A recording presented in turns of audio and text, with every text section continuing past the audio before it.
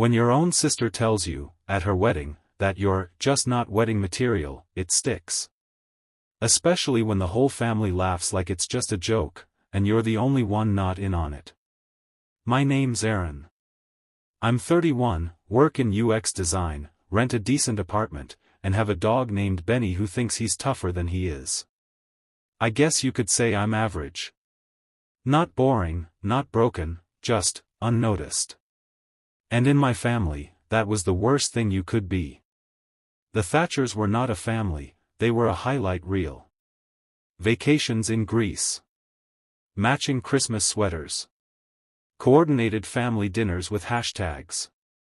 My mom once paused a Thanksgiving toast to fix the lighting for her Instagram story. I wish I was kidding. And at the center of all that glossy perfection? My older sister, Claire. Claire was the crown jewel. Blonde, loud, relentlessly polished. The type who had a wedding Pinterest board at 16 and a diamond ring at 24. She married a guy who wore loafers without socks and said, networking, like it was a verb for hunting humans. The wedding was a 3-day vineyard event that looked like a commercial for high-end napkins. I wasn't just a background character, I was practically in a different script. But I went. I always went. I wore my iron button-down and smiled for photos I wasn't in. Sat at folding tables they'd throw last minute. I gave gifts that never got opened in front of me and made small talk with uncles who forgot my job title every year. I let it go because I told myself, that's just how family is. Until Claire's wedding. I remember showing up early, wearing the one decent suit I owned. Not designer, but clean and well-fitted. A woman with a clipboard at the check-in table gave me a strange look and asked, "Are you Aaron, the +1?" I blinked. No. I'm her brother. Her eyes went wide. Oh. Hold on. She whispered something to another staffer. They shuffled some paper, then finally pointed me toward a table near the back, table 18. Overflow guests. Strangers. Near the bathroom line. I didn't even flinch. I was used to being forgotten. But the worst part came later. During her big speech, Claire stood at the head table, beaming in her lace gown, glass of champagne raised high. To everyone who made today perfect, she said, eyes shining, you know who you are, and you're sitting right here in front of me. Everyone clapped. I didn't. Because I wasn't sitting in front of her. I was 3 tables back, next to a guy who snored through the ceremony. Later, when the cake was being cut and the DJ had everyone doing the cha-cha slide, Claire pulled me aside. She was tipsy, confident. Smiling in that way people do when they're about to say something they think is charming but is really a dagger wrapped in glitter. You know, Aaron, she said, swaying a bit, some people just aren't wedding material. But it's okay. Not everyone needs the spotlight. She laughed. Kissed my cheek. Walked away. And I stood there, stunned. Not because it was new, but because I finally heard it for what it was. Not a joke. Not teasing. A message. You don't belong in the front row. You never have.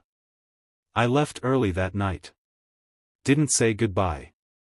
Just walked out past the photo booth and the gold-lettered welcome sign that had everyone's name on it, except mine.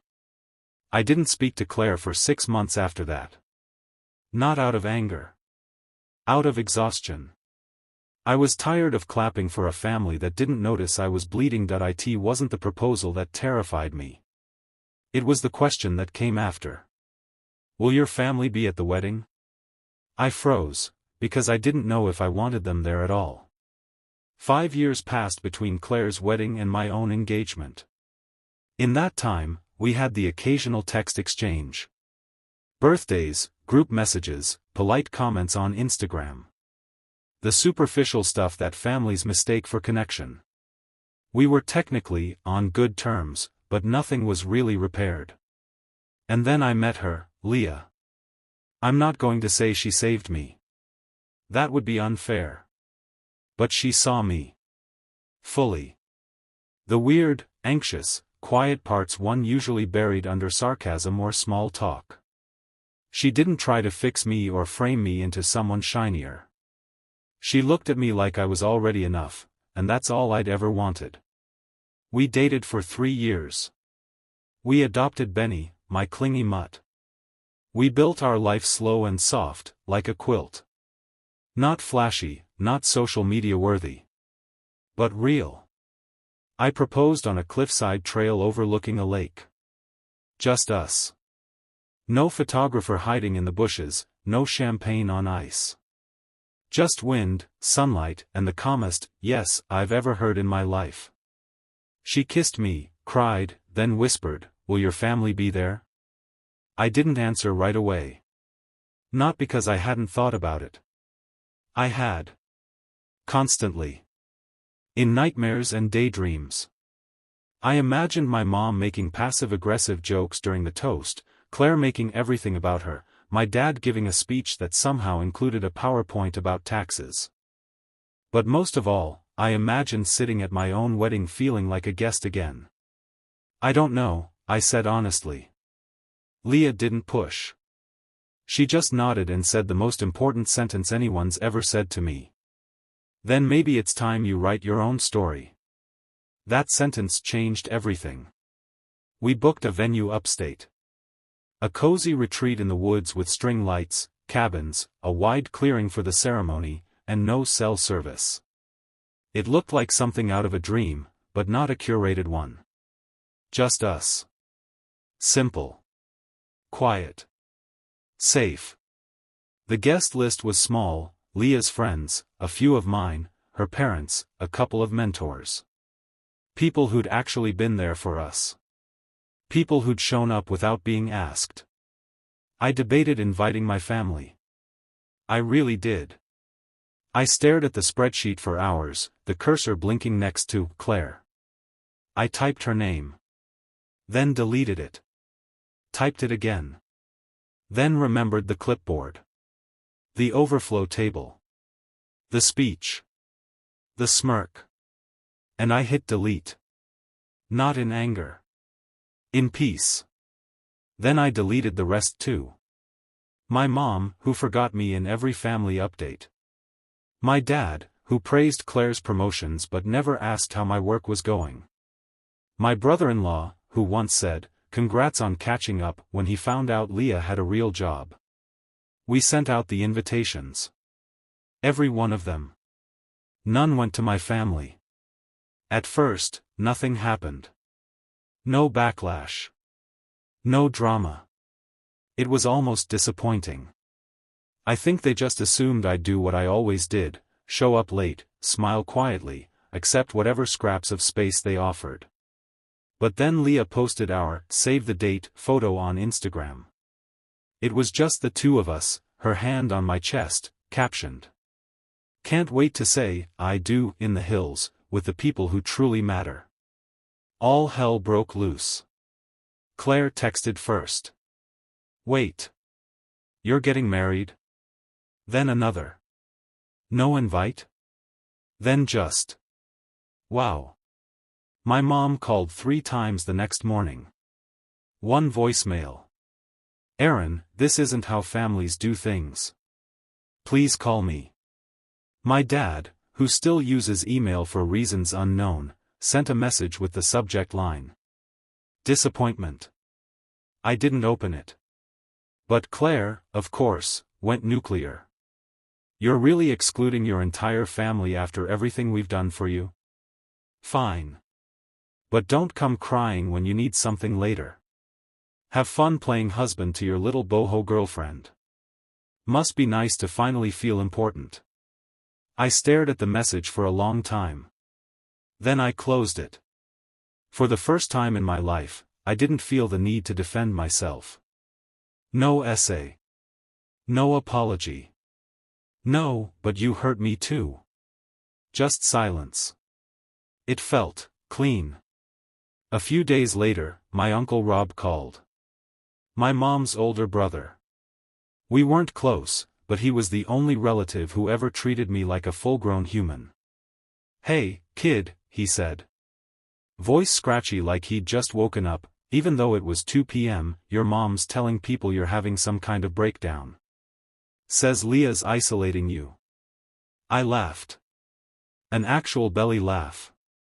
"Rob, I'm fine," I said. "I just don't want the people who've ignored me for 30 years to sit front row at the happiest day of my life like they earned it." There was a long pause. Then, "Good. About damn time." I blinked. "You think I didn't see it?" he continued. "Every Christmas, you'd show up with gifts and they'd treat you like the freaking delivery guy. And what Claire said at her wedding? I told your mom it was out of line. You know what she said?" I waited. "She said, Aaron's not the sensitive type." That's when I knew she stopped seeing you as a person, and started seeing you as background noise. That hit harder than I expected. Not the insult, but the fact that someone had noticed. "You're going to have a beautiful wedding," Rob said. "Not because you cut them out. Because you finally put yourself in the picture." That night, I told Leah what he said. She smiled, wrapped her arms around me, and whispered, "I'm so proud of you." And I believed her. The morning of my wedding, I got a phone call from my sister. No congratulations. No apology. Just one question: why would you do this to us? And for the first time in my life, I gave her the honest answer. The week before the wedding was calm. Too calm. Leah and I were upstate at the venue, walking the grounds, finalizing the layout. Every detail felt personal. The wildflower bouquets, the acoustic playlist, even the small wooden signs hand-painted by her friend Maya. It was like breathing fresh air after living in someone else's basement your whole life. But then the text started. Not from Claire, surprisingly. From everyone else. Cousins I hadn't spoken to in years.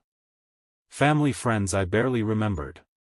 Even my mom's church buddy, the one who once asked if I was the artistic one, like being quiet and single meant I secretly painted in an attic. Each message had its own flavor. Veiled guilt: "It's a shame you're pushing people away." Passive-aggressive concern: "Is Leah okay? She seems very protective." Full-on gaslighting: "This isn't you. You're not this cruel." And then, of course, came the group chat. A digital graveyard I hadn't seen active in 2 years suddenly lit up like a pinball machine. Claire started it. Just wanted everyone to know Aaron's getting married and didn't invite his family. Attached, a screenshot of Leah's save-the-date post. My mom chimed in. "We're all just heartbroken. It's like we don't even know him anymore." Then my dad, always the poet. "He's always been selfish. We just didn't want to admit it." I read every message. Every accusation. Every dramatic sigh typed out in emoji form. And then I did something radical. I left the group chat. No reply. No defense. Just a silent, deliberate exit. That's when things escalated. Claire, unable to tolerate a world where she wasn't the center, went public. She posted a photo of herself in a bridesmaid dress with the caption, "When your little brother throws a wedding and forgets who helped raise him. #FakeFamily #NoClass." Her friends went wild. "Ugh, families can be the worst. You're such a saint, Claire. Tag him. He needs to see this." Some of them did tag me. I didn't respond. But Leah's mother, bless that woman, did. She commented, "Interesting take. Especially since I've watched Leah and Aaron plan and pay for everything themselves. Seems like they know exactly who their real family is." That comment got more likes than Claire's post. And then came the card. No return address. But I knew the handwriting, my mother's. Inside, a 3-paragraph letter in blue ink. Paragraph 1, guilt. I carried you for 9 months. Stayed up with you during fevers. Always tried my best. Paragraph 2, scolding. Family isn't something you opt out of. You're embarrassing yourself. Think of the image you're projecting. Paragraph 3, the threat. If you marry this girl without inviting your family, don't bother coming back. Don't expect us at Christmas. Actions have consequences. I folded the letter. Slid it into the same drawer where we kept old RSVP cards. Didn't show Leah. Not because I wanted to protect her, but because I didn't want her to carry a weight I'd spent years learning to live with. The morning of the wedding was cool and overcast. The kind of weather that makes everything feel still, sacred. I was alone in a cabin, putting on my shirt when my phone buzzed. Unknown number. I answered. Claire. I just want to know why, she said. No hello. No softness. Why would you do this to us?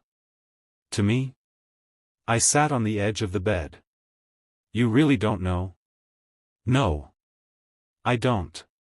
This is the most vindictive thing you've ever done. Not inviting your own family. People are asking questions. They think something's wrong with you. I let the silence stretch. Then I said. You told me I wasn't wedding material. That I didn't belong in the spotlight. You made me feel small for years. And now that I'm finally happy, you're angry I didn't hand you a front row seat to it. There was a beat. Then she snapped. It was a joke. God, you're so sensitive. There it was. The line I'd heard my entire life. I'm not sensitive, I said. I'm just done. She started to talk again. I hung up. Then I turned off my phone and slipped it into the drawer with my mom's letter. And just like that, the noise stopped. The guests started arriving, all smiles and soft voices. I watched from behind the trees, waiting for my cue. That's when the coordinator came running up, breathless. There's someone at the gate. Who? Your mom. Your sister. I think your dad's parked across the road. They're saying it's a family emergency. I looked at her calmly. Then smiled. Tell them the guest list is final. And I walked down the aisle. They showed up anyway. Uninvited, unannounced, and standing at the edge of the woods, like ghosts watching a life they thought they'd always be allowed to control. The ceremony was perfect. Not in the magazine cover sense. No drones. No flower walls. No violin quartet imported from Prague. Just Leah, barefoot on soft moss, with tiny wildflowers woven through her braid, walking toward me like the world had finally gone quiet. The vows were homemade. Honest. Her voice didn't shake once. Mine did, but I didn't care. No one was waiting to roll their eyes. No one was scanning the crowd to see who wore what or whether the seating chart looked balanced. It was intimate. Peaceful. Real. And when we kissed, the crowd actually cheered. Not politely. Loudly. And for the first time in my life, I didn't flinch under the sound. As the reception started, the coordinator found me again. So, she said awkwardly, they're still here. I didn't even need to ask who they were. She pointed toward the tree line beyond the gravel road. And sure enough, there they were. My mother, in a pale blue dress she once wore to some charity gala, arms folded tight. My father, pretending to read a pamphlet from the lodge like he wasn't staring daggers across the venue. And Claire, of course Claire, in a crisp white pantsuit. White. From across the trees, she scanned the tables, likely trying to figure out who knew her and whether she still had a fanbase here. The photographer leaned over and whispered, "Do you want me to ask them to leave?" I shook my head and smiled. "If they're in the background of any shots, just crop wide." She laughed and went back to shooting. But I kept my eyes on them for a second longer. They hadn't come out of love. They came because they couldn't believe a version of my life existed without them in it. They didn't want to celebrate. They wanted control. Wanted to sit at the edge of my joy and decide how much of it I deserved. But they had no say. Not anymore. Dinner started. Long wooden tables. Hanging lights. The kind of golden sunset photographers chase like a dream. My best friend Oliver gave a toast that nearly wrecked me. To Aaron, he said. The most loyal man I know. The guy who kept showing up for people who never noticed, until the day he showed up for himself. People clapped. Some stood. I didn't cry. But I could have. Because in that moment, I realized the old me, the one who begged for approval, who smiled while bleeding, was gone. I wasn't an extra anymore. I wasn't at the folding table. I was the story. As dessert came out, mini key lime pies and apple tartlets, my phone buzzed one final time. I'd left it off all day, but I'd turned it on to share a photo with Leah's grandfather. One notification. Claire. You're seriously going to regret this. That was it. No context. No warmth. Just the distilled venom of a woman who couldn't believe the spotlight wasn't hers. I showed it to Oliver. He let out a low whistle. She really thinks this was about her. I smiled. Pressed block.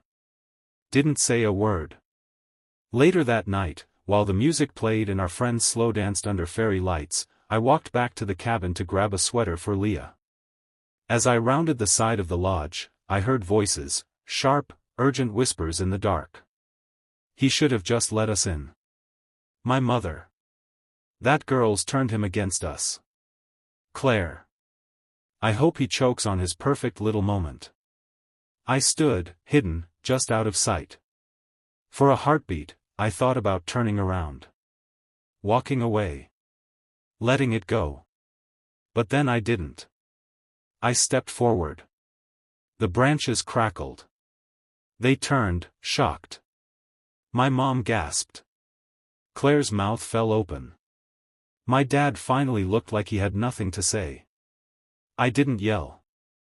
Didn't raise my voice. I just said. You're not here because you care. You're here because I finally stopped begging. Claire bristled. You think you're better than us now? No, I said. I think I'm finally free of you. And I turned my back on them. I walked toward the laughter. Toward Leah. Toward the life I'd built without their permission. I didn't look back. Because I didn't need to. The wedding was still in full bloom, glasses clinking, music drifting into the trees, people hugging and laughing like they meant it. Leah was on the dance floor, barefoot, spinning in a circle with her niece on her hip.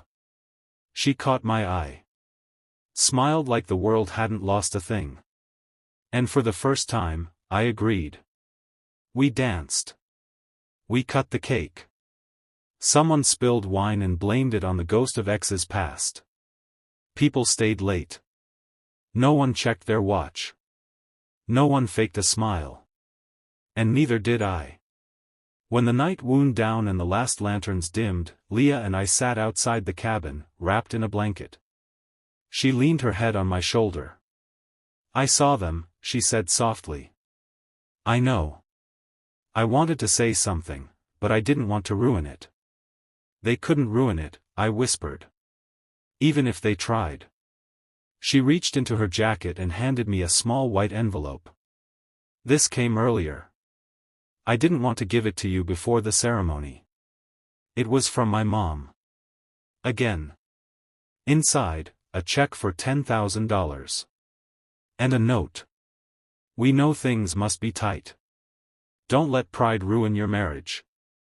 Think about your future. Mom. No warmth. No signature. Just an assumption, that I was still for sale.